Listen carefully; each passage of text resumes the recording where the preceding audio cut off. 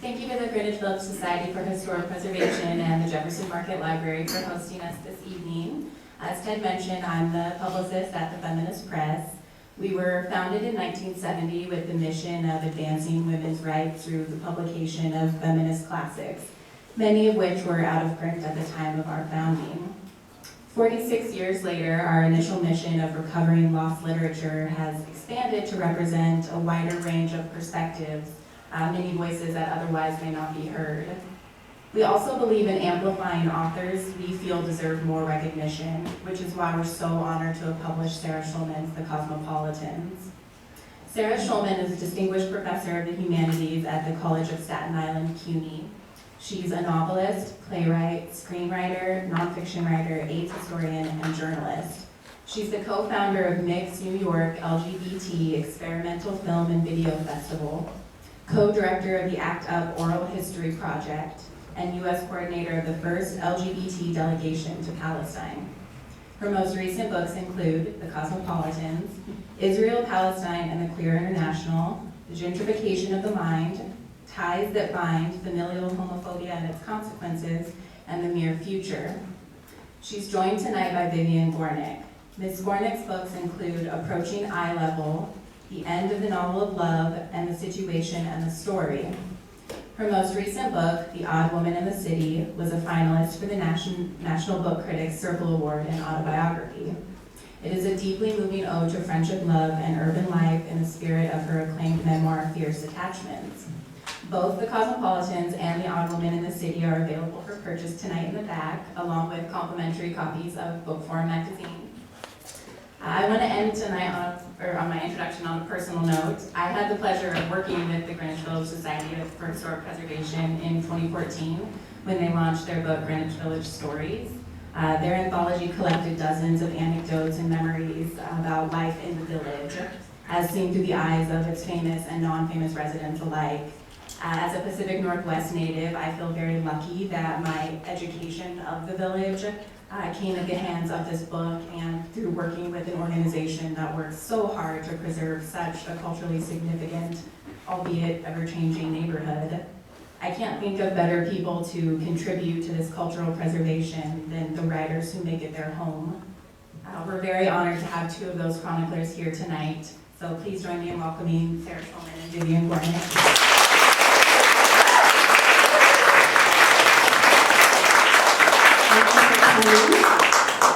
So I'm feeling shy because Vivian knows she's one of my heroes. And Vivian Gornick is a master. She's one of our great, great writers. I'm so honored to be here with you. Thank you so much. I'm so honored that you're honored. Okay, I just also want to say there's some interesting people in the audience and for people who are interested in Greenwich Village history. Carol Greitzer, who was part of the Democratic Party reform movement that ousted Tammany from the village, is here.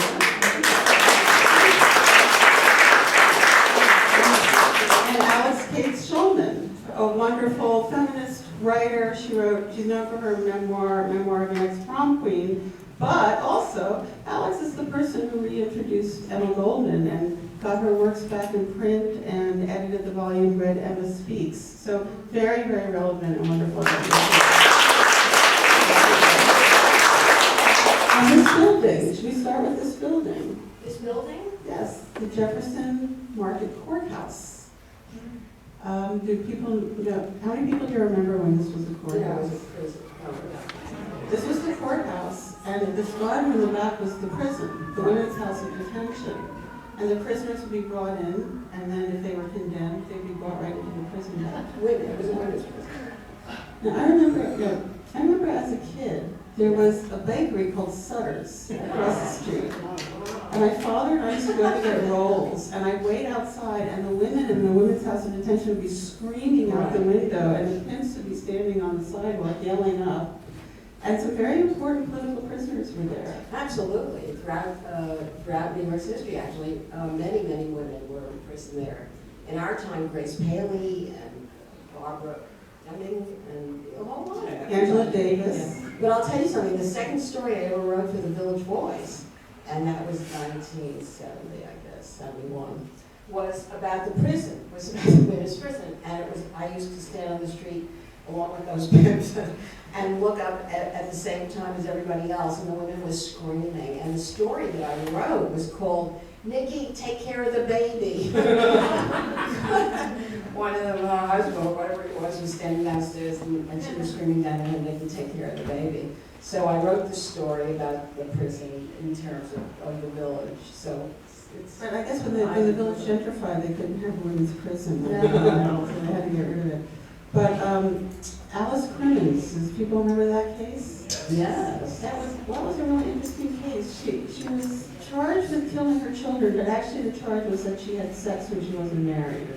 I remember that they really, they hauled her across the Powell. Right, She was there, and Valerie Solanas was in this prison. Oh, yes, Flo absolutely. Kennedy was her lawyer. Yeah, oh, that's right, Flo Kennedy was her lawyer. I don't remember a lot more than I do.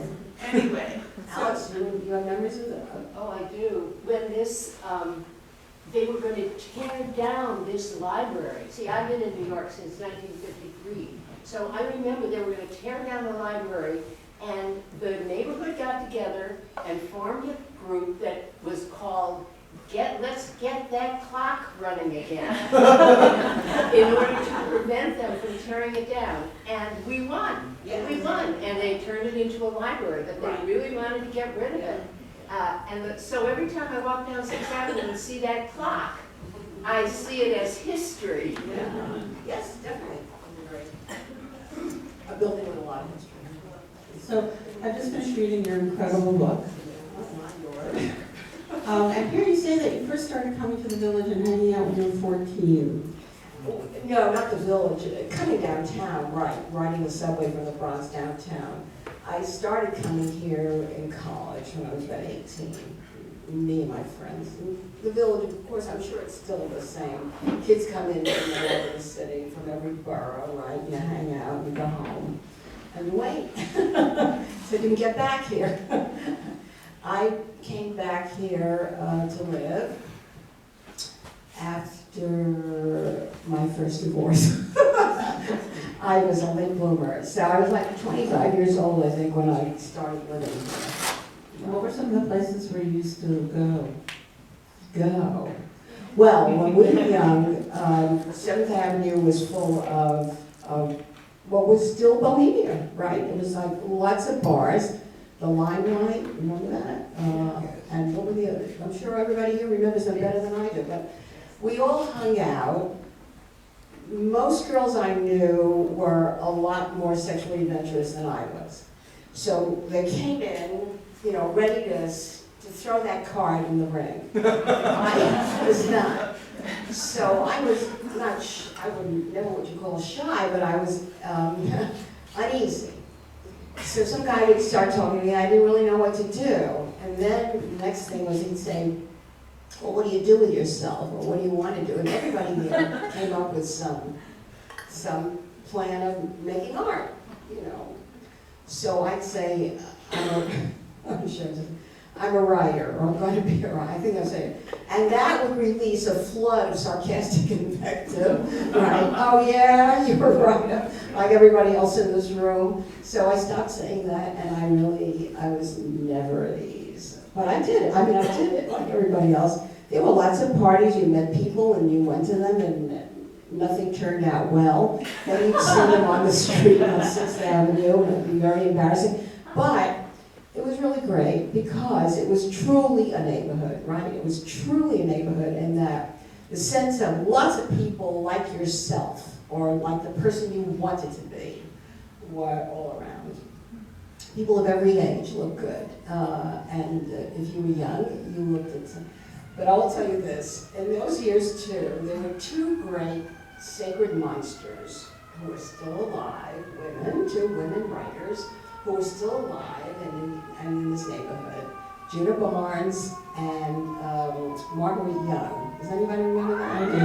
Okay, good. Marguerite Young was really an old warhorse. She'd been writing for 1,000 years, and she'd not had any success at all, but at that time, I think the 1970s it must have been, she suddenly published a book called Miss Mackintosh, My Darling. It was like 800 pages. Exactly. Right. Nobody read it, but it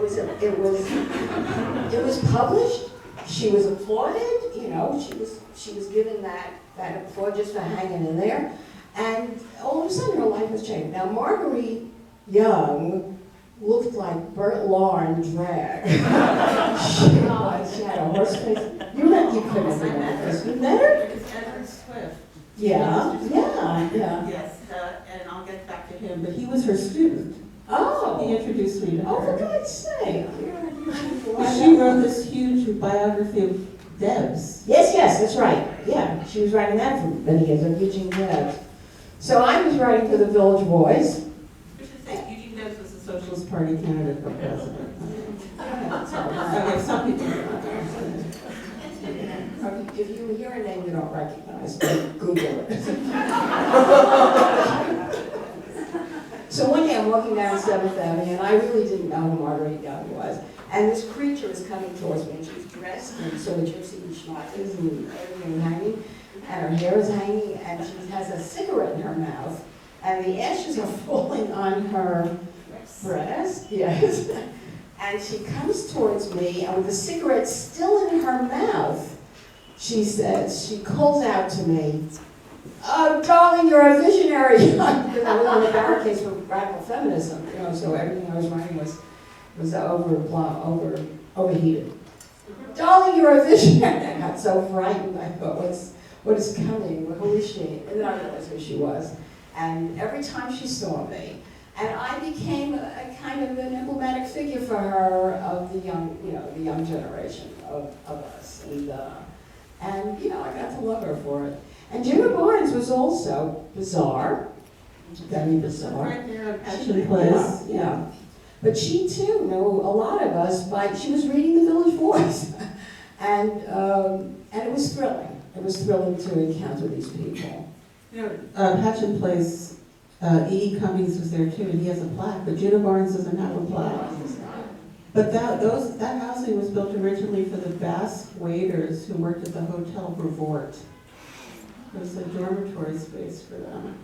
Sarah has a lot more history. Edward Swift, who introduced me to Margaret Young, and I remember her always wearing ponchos. Yeah. That's my main thing.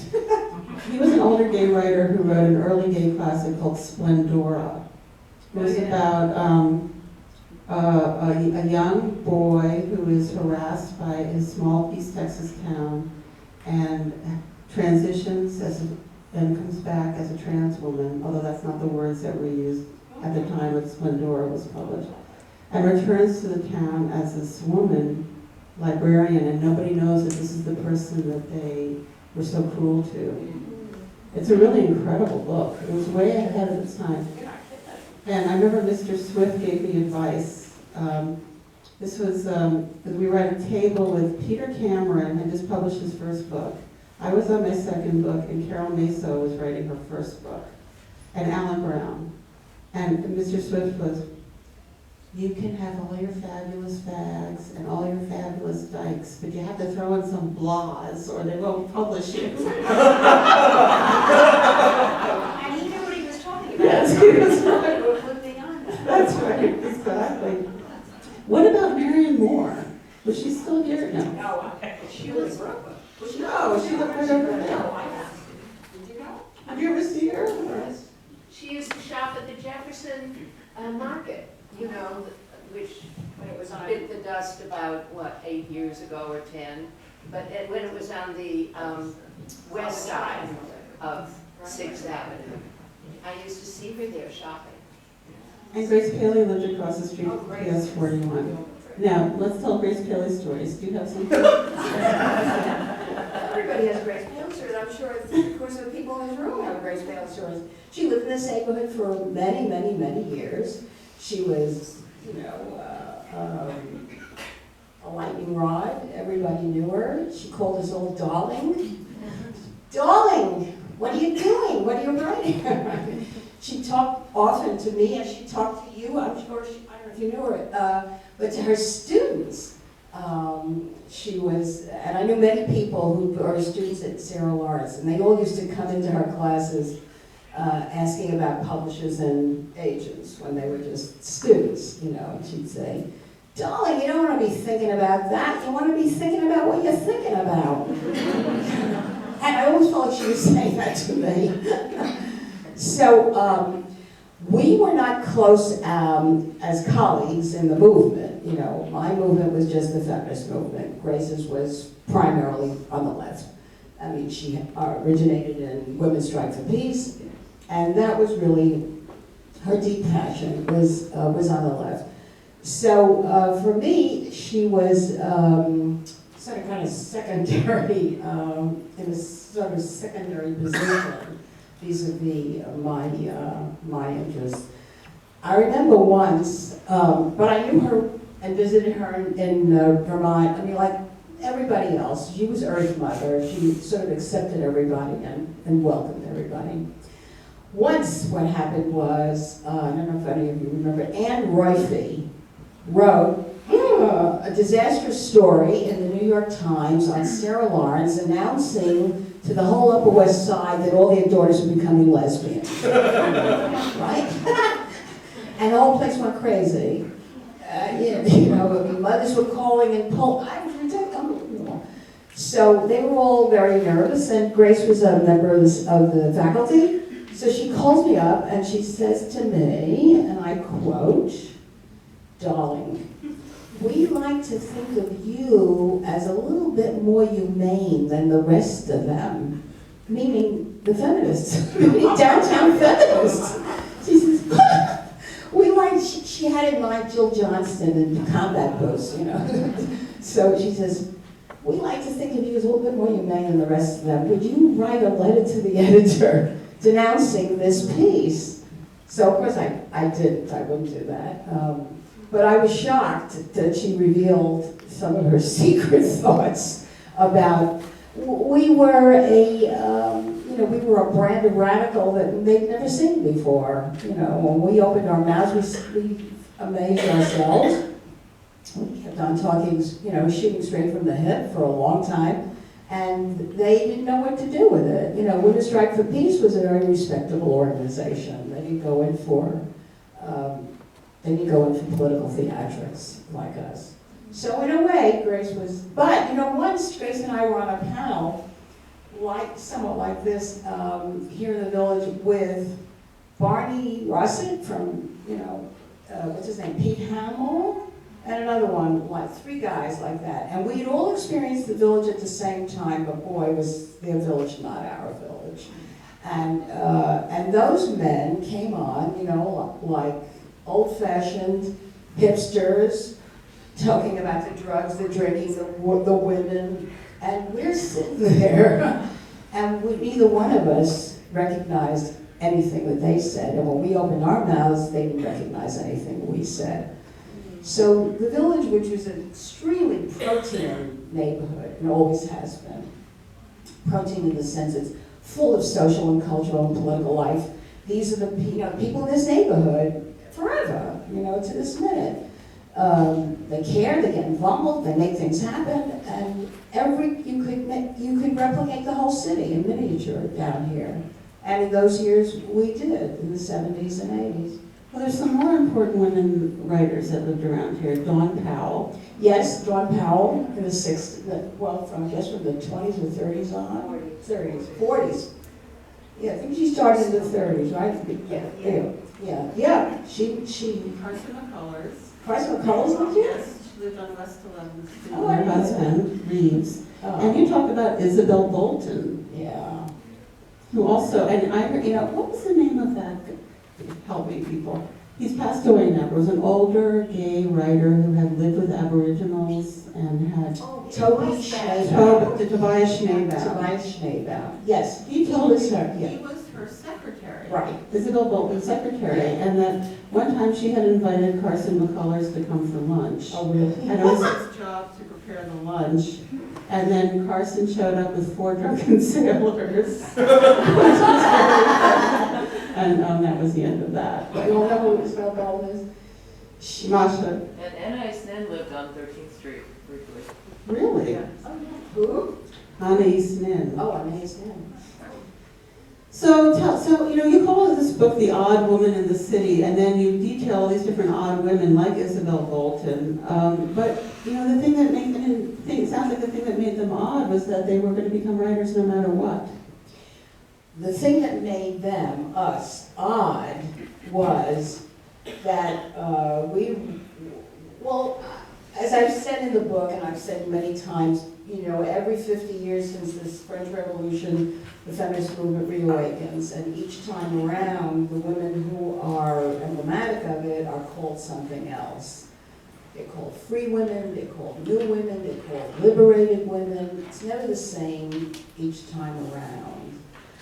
But George Gissing, a great Victorian novelist, called the women of the 1880s and 90s in England the odd women. And for me, he nailed it. It's how I thought of myself, I guess, without thinking, but feeling uneasy in my skin all my life, not knowing where I fit or something. Just recently, I read a few lines in a Elizabeth Bowen novel, The House in Paris, where one of the characters sitting on a train, and she's a very, very middle class, upper middle class young woman, and it's the around 19, 18 or 20, and a very brash young woman, clearly from the working class, gets on the train. And they look at each other as if they each belong to different species, and this woman, the middle class woman, is thinking, it's funny, we're both of the same sex, we're both called women, but two sexes is not enough for what we are. We are such different members of the species. Yeah. So that's, I guess, in a way, what the odd women were. The odd women were always the women who just couldn't make our peace with the world as it is, and couldn't find the right place in which to be. Couldn't be this, couldn't be that, that's what I mean.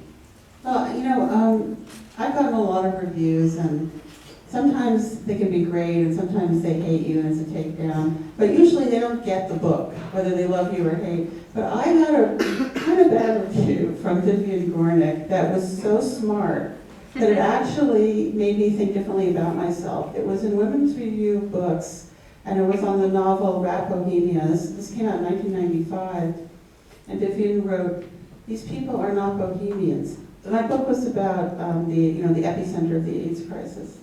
And she said, they're not bohemians. Bohemians are people who make a decision to live differently based on their values. The people that you're writing about were thrown out. And it was this really profound emotional truth that I had not confronted in the writing of that novel. And I think that insight has influenced me since. And I've been grappling with it, and it's certainly reflected in many of the books that I've written since. So thank you for Sarah, that. I am amazed at what you have just said. Number one, I forgot to review myself. Number two, what an extraordinarily honorable position you have taken vis-a-vis that you thought it was a bad review. Well, it helped me. But what I want to ask you is, did you ever have positive experiences with the previous generation of women writers in the way that I did? Oh, with the previous generation, meaning who? Some of the people that we're talking about. No.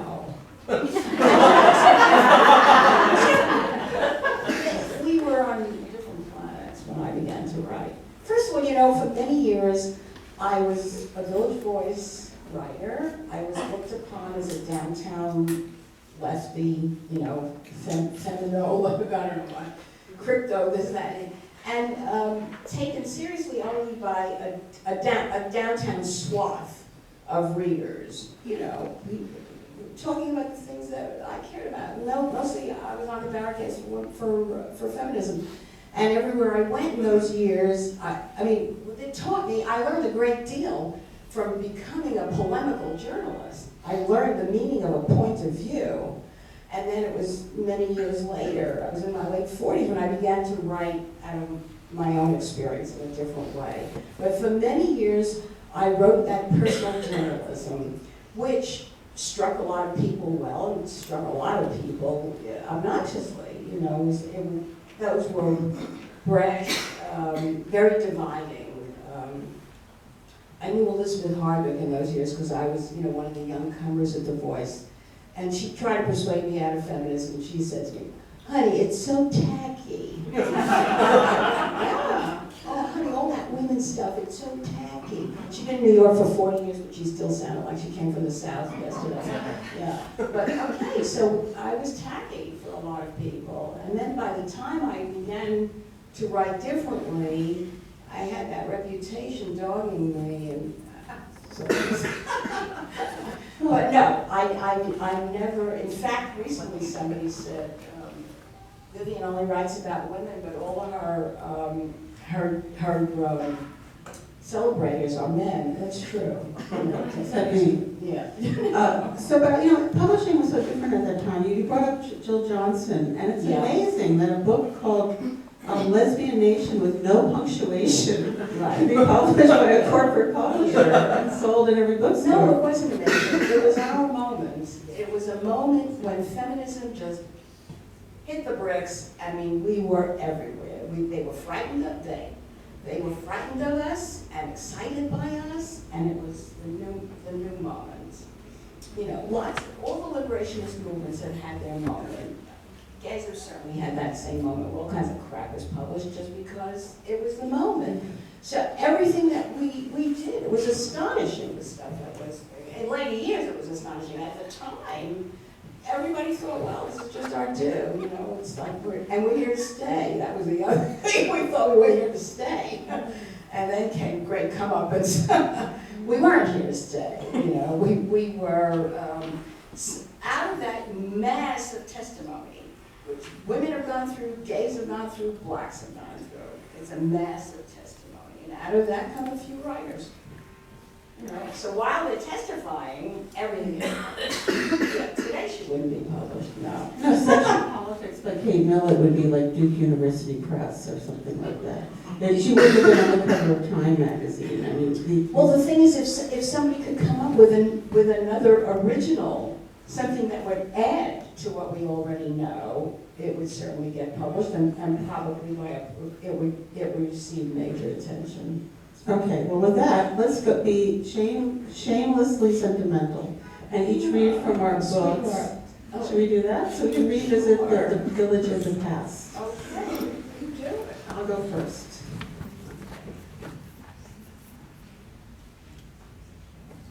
So does everybody know what your book is about? I'm going to tell them. Okay. So this is my new novel, beautifully published by Feminist Press, who's done an amazing job. They have been incredible. And very few authors will ever say that about their publishers, right? So this is a novel set in Greenwich Village in 1958. And it has two protagonists, Bette, who is a secretary from Ohio, a white secretary, and Earl, who is a gay black actor, but because there's no roles for black actors, he's working in the meatpacking district. And they live on 10th Street, and they've been neighbors for 30 years by the time when the book starts in 1958. Where exactly on 10th Street? They live at 21 East 10th Street, above Romanoff's Pharmacy, across the street from Rubens, down the block from Reader's, and 2 blocks up from the Cookery. All right? Okay.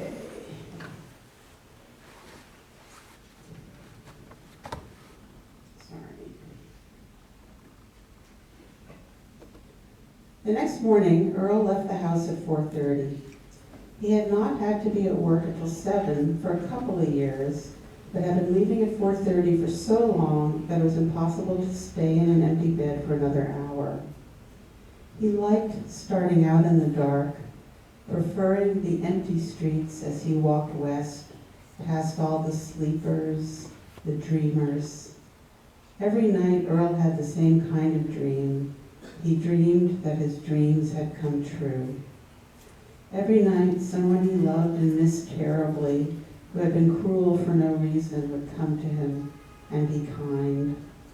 It could be Anthony or his mother or his sister or Leon or any of the men in between. In the dream, they would just forget about it and come hold him, have fun together.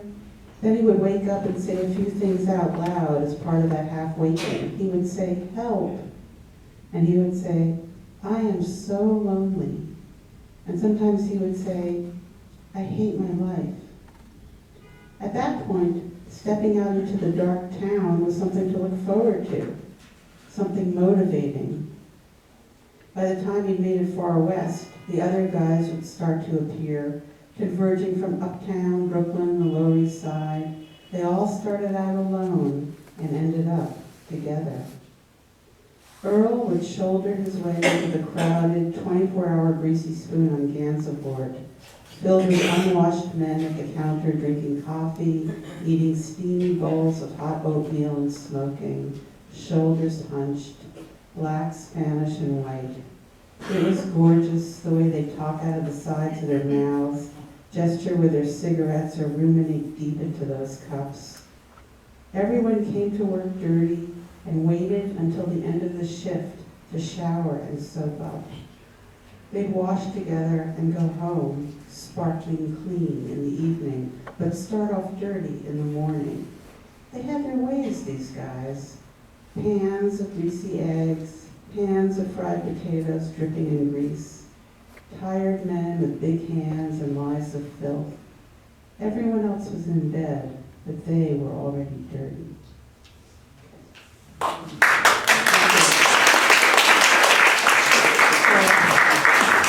Let me tell you, people always say, is this book autobiographical? Okay, let me tell you how this works autobiographically.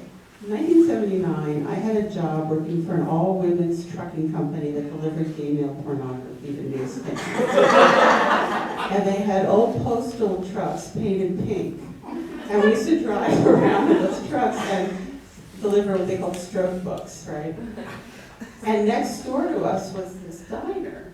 And all the guys and we were on Gansevoort in a garage, and all the guys who worked at the meatpacking plant, most of whom were men of color, would be eating in that diner.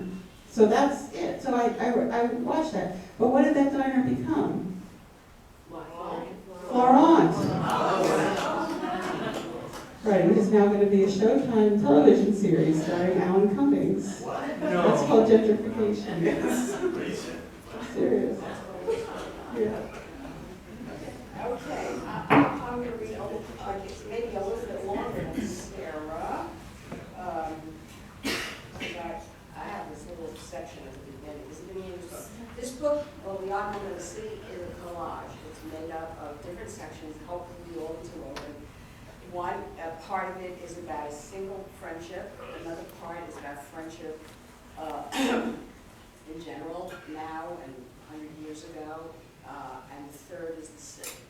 Mainly it's the city. It's me walking the streets of the city, and many, many interactions, many encounters that I have with the people in the city. And that is the binding material of everything I say about this particular friendship and friendship in general, and other parts in which I try to account for myself. So but essentially it's the city. But this first part is about my friendship with a man I call Leonard. So I'm just going to read you this opening, but it certainly sets the tone for everything that is to come. Leonard and I are having coffee at a restaurant. You hear me? Yeah. Use the mic. I need the mic? Yeah. Leonard and I are having coffee at a restaurant in Midtown. So I begin. How does your life feel to you these days? Like a chicken bone stuck in my craw, he says. I can't swallow it and I can't cough it up. Right now I'm trying to just not choke on it.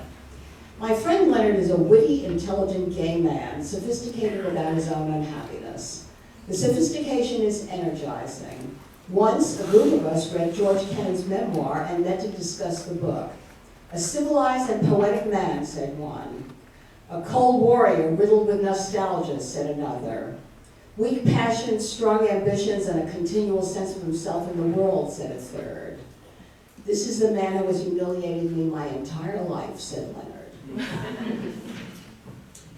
Leonard's take on Kennan renewed in me the thrill of revisionist history, the domesticated drama of seeing the world each day anew through the eyes of the aggrieved, and reminded me of why we are friends.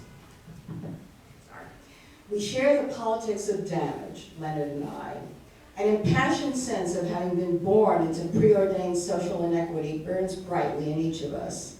Our subject is the unlived life. The question for each of us, Would we have manufactured the inequity had one not been there ready-made? He is gay, I'm the odd woman, for our grievances to make use of. To this question, our friendship is devoted. The question, in fact, defines the friendship, gives it its character and its idiom, and has shed more light on the mysterious nature of ordinary human relations than has any other intimacy I have known. For more than 20 years now, Leonard and I have met once a week for a walk, dinner, and a movie, either in his neighborhood or mine. Except for the 2 hours in the movie, we hardly ever do anything else but talk. One of us is always saying, let's get tickets for a play, a concert, or reading, but neither of us ever seems able to arrange an evening in advance of the time we are to meet. The fact is, ours is the most satisfying conversation either of us has, and we can't bear to give it up even for 1 week. It's the way we feel about ourselves when we are talking that draws us so strongly to each other. I once had my picture taken by 2 photographers on the same day. Each likeness was me, definitely me, but to my eyes, the face in one photograph looked broken and faceted, the one in the other of a piece. It's the same with me and Leonard.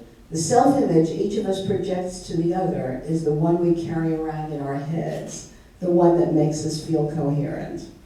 Why then, one might ask, do we not meet more often than once a week and take in more of the world together, extend each other the comfort of the daily chat? The problem is we both have a penchant for the negative. Whatever the circumstance, for each of us, the glass is perpetually half empty. Either he is registering loss, failure, defeat, or I am. We cannot help ourselves. We like to be otherwise, but it's the way life feels to each of us, and the way life feels is inevitably the way life is lived. One night at a party, I fell into a disagreement with a friend of ours who was famous for his debating skills. At first, I responded nervously to his every challenge, but soon I found my sea legs, and then I stood my ground more successfully than he did. People crowded round me. That was wonderful, they said, wonderful. I turned eagerly to Leonard. You were nervous, he said. Another time I went to Florence with my niece. How was it, Leonard asked. The city was lovely, I said. My niece is great. You know, it's hard to be with someone 24 hours a day for 8 days, but we traveled well together, walked miles along the Arno. That river is beautiful. That is sad, Leonard said, that you found it so irritating to be so much with your niece. A third time I went to the beach for the weekend. It rained one day, was sunny another. Again, Leonard asked how it had been. Refreshing, I said. The rain didn't daunt you, he said. I remind myself of what my voice can sound like. My voice forever edged in judgment that also never stops registering the flaw, the absence, the incompleteness. My voice that so often causes Leonard's eyes to flicker and his mouth to tighten. At the end of an evening together, one or the other of us will impulsively suggest that we meet again during the week, but only rarely does the impulse live long enough to be acted upon. We mean it, of course, when we're saying goodbye, want nothing more than to renew the contact immediately. But going up in the elevator to my apartment, I start to feel on my skin the sensory effect of an evening full of irony and negative judgment. Nothing serious, just surface damage. 1,000 tiny pinpricks dotting arms, neck, chest. But somewhere within me, in a place I cannot name, I begin to shrink from the prospect of feeling it again soon. A day passes, then another. I must call Leonard, I say to myself, but repeatedly the hand about to reach for the phone fails to move. He, of course, must be feeling the same, as he doesn't call either. The unacted upon impulse accumulates into a failure of nerve. Failure of nerve hardens into ennui. When the cycle of mixed feeling, failed nerve, and paralyzed will has run its course, the longing to meet again acquires urgency, and the hand reaching for the phone will complete the action. Leonard and I consider ourselves intimates because our cycle takes only a week to complete.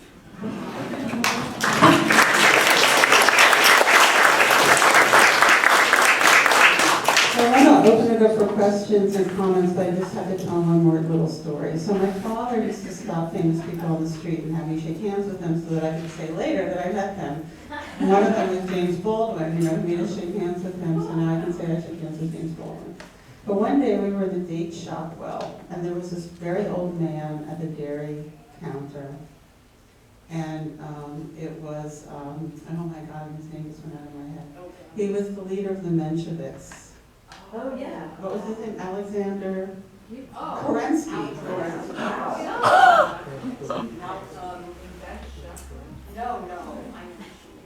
No, it's Kerensky, right? He ran the government. was in New York. Yes, The head of the he was in government. exile. And my father said, look, He recognized him? yes. He was a very old man. He said, look, there's Alexander Kerensky. He used to run Russia.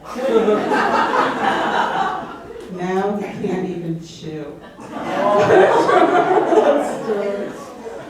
Anyway, isn't it funny? Everybody, yeah, all kinds of people were walking around here. So any questions or stories you'd like to share? Yes. Well, for one thing, your building that now occupies 1, 3, and 5 Bank Street. When she lived there, it was a brownstone at number 5, and then in the 30s it got knocked down. It's an apartment house. Yes, she did.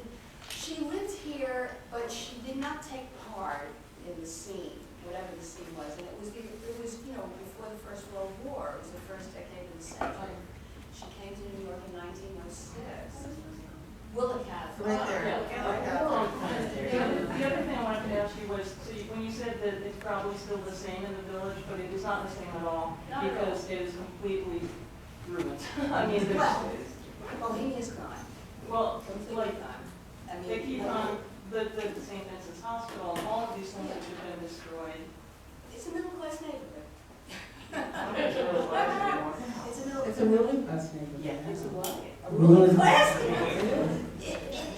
But I've always thought of it and still think of it as the neighborhood of the oddly attached. We're not the Upper West Side. We're not a neighborhood which is dominated by baby strollers and families and stuff like that. All kinds of people feel more at home down here than they would in other parts of the city. And I think it's mainly because we are so oddly, I don't know, whatever we're doing is not exactly that way.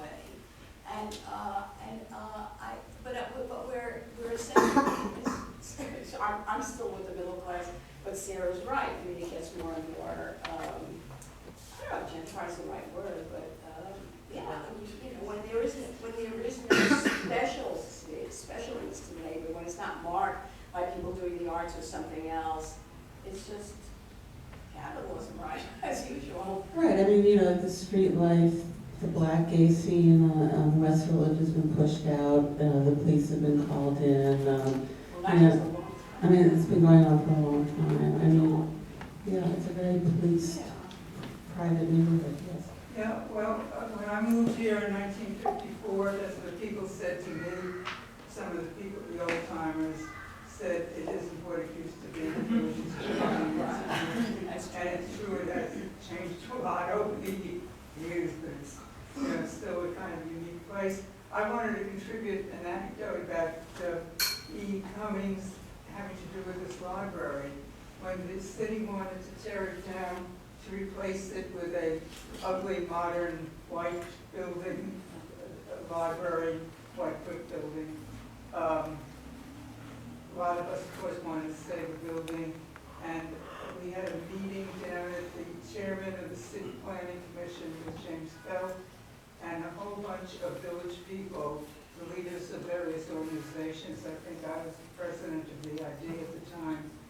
So it must have been 1960, went down and had a meeting to say why we wanted to save the building. One of the people who came was E. Cummings.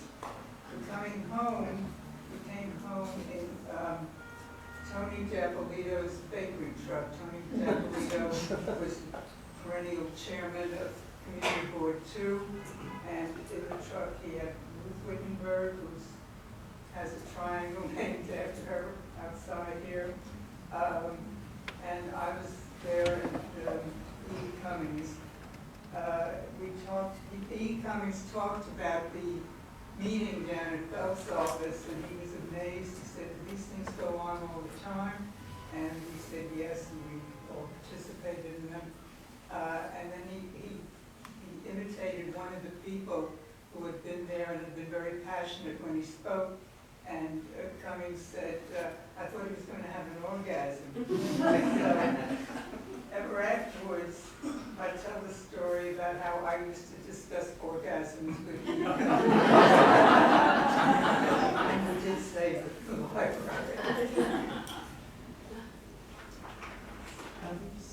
Yes, I read something, I don't know whether it was a review or what it was, about your new novel.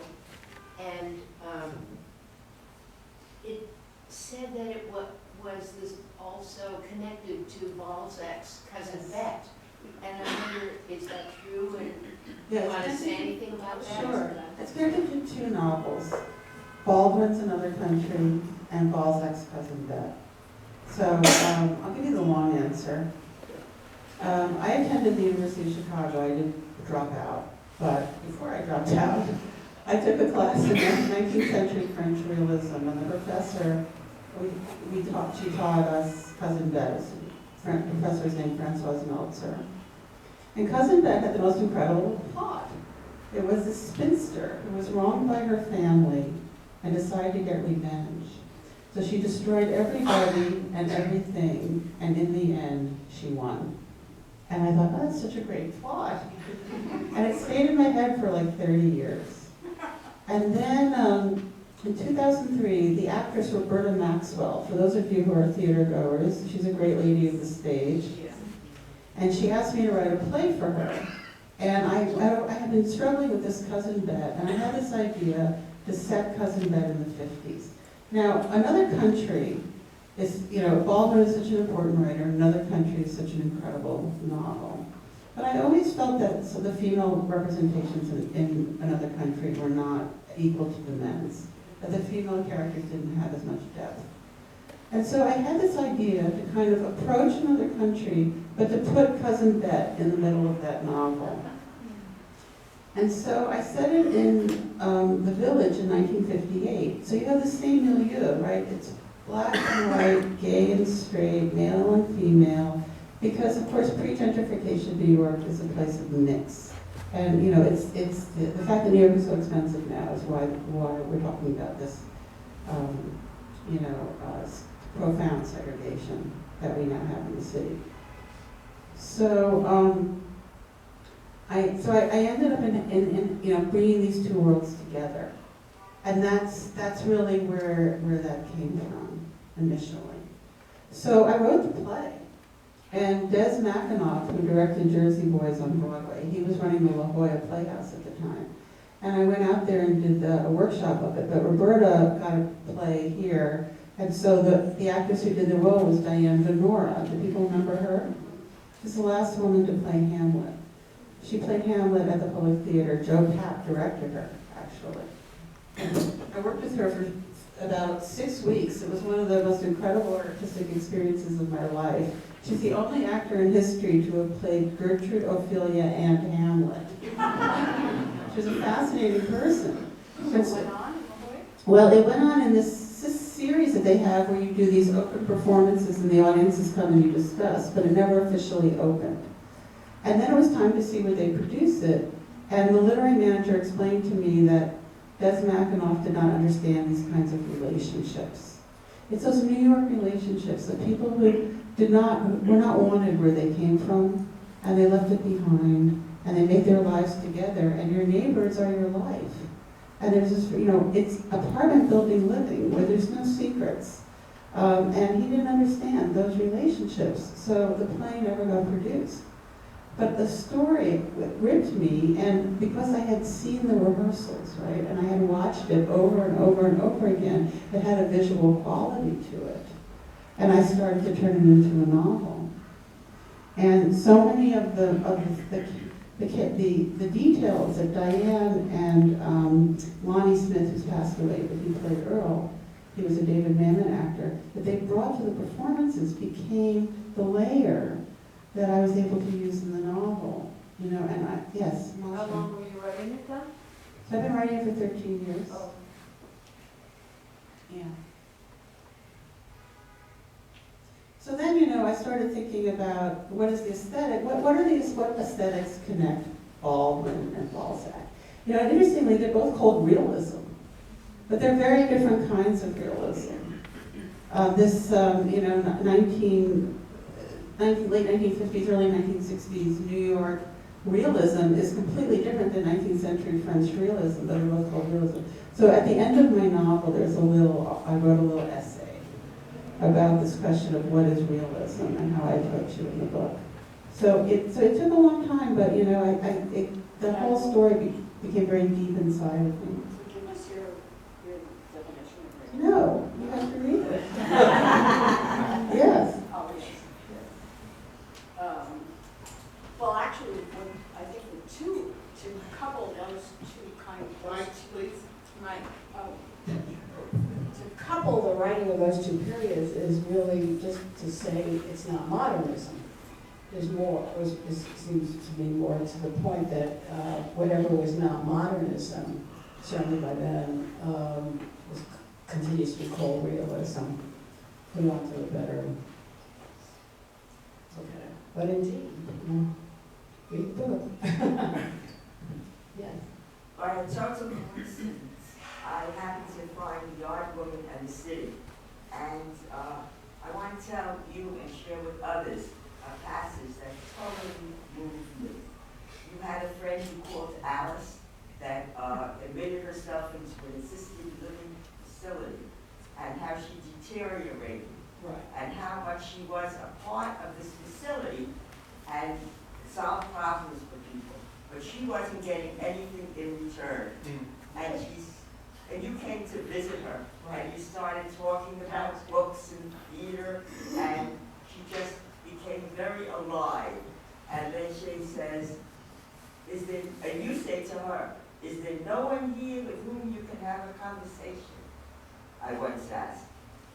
And this woman, you named Alice, said, no, dear. Alice replied, chatter, yes. I get plenty of that. But conversation, no. Certainly not conversation like the one we are having. And I thought that really touched me. And I want you to know that. Alex Schulman and I, we both know who this writer is. We knew her, she lived here in the village, she went into her 80s, and we were among the only people, I think, who continued to visit her, practically until she died. We were both moved by the same plight. Right, yeah. We're not going to tell you who she was, but yeah, I'm glad you were moved by it. Very much. Word for word.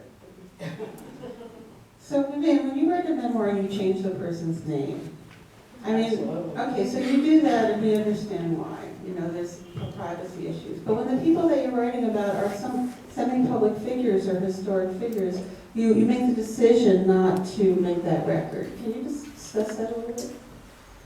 What, you mean like in this case?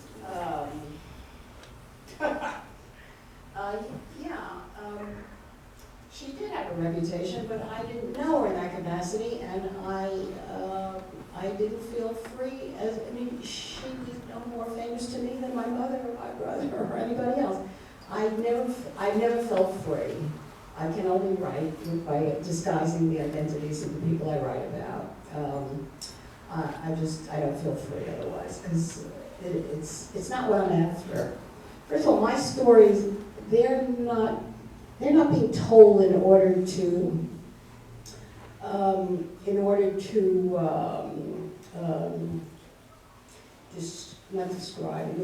characterize anyone in particular. They're being told in order to get at something beyond us. You know, I'm telling these stories in order to, only when I feel I have an emotional insight that will bear the story. And so, therefore, I don't name people because, you know, it's a whole different number naming people. It's like, I'm not telling, you know, the story of some social problem or, you know, my cancer, it's heart attack, the house burned down, the children died, you know, it's like all that stuff, incest, alcohol. All those stories are told as, what do you call it, like, not emblematic, not private. Revelation? Huh? Revelation. Sort of like confessionals or revelations, or they're told as exemplary, meant to be exemplary of a condition or mainly of a cultural condition, or a social condition, and I'm not writing for that. Because, I've written an AIDS memoir called Gentrification Right. of the Mind, and I name everybody Right. because I want a record that they lived. Even people that nobody knew. And in fact, I use people's real names in fiction sometimes, especially people who died of AIDS. Because I just wanted it to be written down what this person's name Well, was. it's a different agenda. Yeah. Yeah, and it's a legitimate agenda, yeah, definitely, yeah. When I was doing journalism, I did that, and I always framed it in personal journalism. You named people because that was the name of the game. You were out there using yourself in order to encounter something political, cultural, social. When you turn to memoir of another sort, you're turning inward, not outward, and it's a different agenda. So you do different things. Okay. Yeah. Yes. Vivian, you had said earlier that you felt a bit of the odd woman because perhaps you didn't feel comfortable in your own skin in certain ways. Is that still true? And if not, has the world changed? My dear, till the last breath. Only difference is I can get up here now and laugh about it. One more question? Yes. Vivian, you mentioned earlier about writing for the Village Voice. Yeah. Could you talk a little bit more about that, please? What would you like me to say? What was it Are like? there other women writing for the Voice? Oh, absolutely. Oh, a mess, absolutely. And you wrote stories, you wrote news. What was it that you wrote? Yeah, well, right. I think of my generation of writers, and we were among the last of the writers of the true counterculture. You That said was when the the Voice 70s. was, the Village Voice offices were by Sheridan. Well, yeah, when I Okay. started it was Sheridan Square, Okay. and and then it went over to University Place. Okay. I think now they're all the way downtown at Cooper Square, but then it was, those were mine. So, I came into the Voice, I guess it was 1970, yeah. And practically the first thing that was said to me was, there are all these chicks gathering out there on Bleecker Street. How about going out and writing a story about them? And I didn't know what he was talking about, but I discovered soon enough. And within 5 minutes, I met, not you, but Phyllis Chesler, T. Grace Atkinson, Susan Brown Miller, Kate Miller. Everybody under the sun was just out there doing it. They've been doing it for 2 years already by the time I got there. And so, I got converted in 5 seconds, and I went home and I wrote this story called The Next Great Moment in History is Theirs. And, it got a lot of attention, of course, for all the obvious reasons. And one thing I could do was I picked up on the nerves of things that were happening. That was my, so I was a writer, a journalist. Actually, the first piece I ever wrote for the Village Voice was about 2 years earlier, and that was, that piece I was very proud of ultimately. I'd never written anything. I wanted to write my whole life, and like everybody else, like the girl who kept saying to guys at the Limelight, I'm a writer. I never did anything. But in that year, this was 68, the Village Vanguard ran Monday nights. There's art and politics, right? And Monday nights there were speak outs at the Village Vanguard in 1968. And anyone who had a venue, who had something to say, could rent the place and do it. So one night there is Leroy Jones, who was not yet Amiri Baraka, and Archie Sheffs, who was a saxophonist, I think, and what's his name, Larry Rivers, a painter, and it's 68. And, Schwerner and Goodman and Cheney had been killed not so long before, and the place was on fire. The whole place was filled with white middle-class liberals like ourselves. And these guys got up there, Leroy Jones got up there and declared war on the audience, And he said, blood is going to run in the seats of the Theater of Revolution, and guess who's sitting in those seats? You will think, motherfuckers, it's all of you. So the place went up in flames. They went crazy. And everybody was yelling and screaming, Leroy, I paid my dues. And all kinds of people were yelling to me. I was afraid of him, so I didn't open my mouth, but I knew that he was confusing two things, class and race. This I knew because of the things he was saying, which was, you people, you kill everybody, you know, abortions, you kill your kids, you have abortions, you do all sorts of other things like that. When we get there, we're going to do it differently. Well, I knew that that was not true and not possible. And I knew at that point he was talking about class, not race. So I went home, I stayed up all night, I had a manual typewriter. I was living in a tiny apartment on Charles Street. And I stayed up all night and I wrote this piece. And I had discovered personal journalism. First I described what happened at the club, then I analyzed it, and then I commented. Right, that was pretty much the scheme. I mean, George Orwell writes that way. And everybody was writing that way, and I picked it up instinctively. So I sent it over the transit to the Village Voice, and a few days later, Dan Wolfe, my telephone rings, and Dan Wolfe says, "Who the hell are you?" And I thought, I don't know, you can tell me. So I went to see, anyway, that piece got more mail at that point than any piece that had ever received, you know, response. And that was because I'd struck a nerve, and a lot of people were feeling the same, and not able to express it, a lot of people. So then, between I got married, and I went away, and then I left my husband, I came back, blah, blah. 2 years later, I go back to them, and ask him for a job, and he says to me, "You're a neurotic Jewish girl, you can only produce one piece a year. How can I give you a job?" And I said, "No, not anymore, I'll do anything you want." And I did. I went, Jack Kerouac died, and I went and covered his funeral. I was terrified, but I did. And then I did a piece on Dorothy Day, and then prison, and they gave me the job. And then we were all extremely political, each in our own way. It was not Bohemia. It was, you know, we were the newspaper that was essentially liberal, but in those days it was radical. I mean, it was a period. They started in 1955. 15 years later, all kinds of people were on the barricades. It felt like a big free-for-all. Jack Newfield, if you remember, he was like the primary outing the bad landlords, the primary investigative reporter. All kinds of people were doing all kinds of stuff. And I was doing it too. One day Jill Johnson walks into the office. I've not met her. She comes up to me and she says to me, "I want you to know I have both vaginal and clitoral orgasms." Which seemed to her a perfectly ordinary introductory remark. What else do you say to somebody like me? So I said, "Orgasm is not my bag." I was terrified. Well, on that note. All right, well, thank you, everybody. The memoir where you say all the names.